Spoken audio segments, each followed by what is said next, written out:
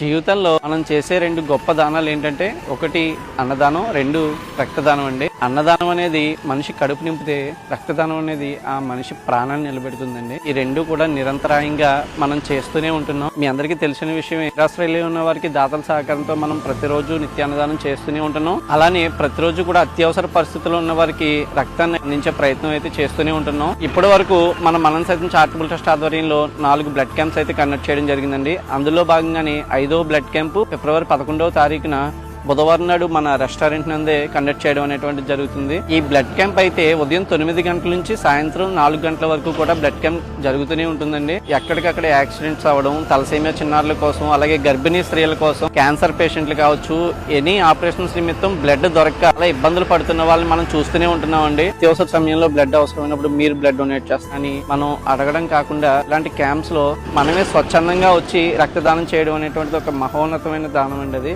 ఆపద సమయాల్లో ఆదుకోవడం కోసమే మనం ఈ బ్లడ్ క్యాంప్ అనేది కండక్ట్ చేయడం జరుగుతుంది. ఈ యొక్క బ్లడ్ క్యాంప్ కి సహృదయంతో మీరందరూ వచ్చి మీ యొక్క సపోర్ట్ అందిస్తారని మనస్ఫూర్తిగా కోరుకుంటున్నాం. అలభద్రపురం కెనాల్ రోడ్ పెట్రోల్ బంక్ పక్కన మన ఎస్వి ఫుడ్ కోర్ట్ దగ్గరే ఈ బ్లడ్ క్యాంప్ పెట్టడం జరుగుతుందండి. ఇట్లు మనం సైతం చారిటబుల్ ట్రస్ట్ అండ్ టీం.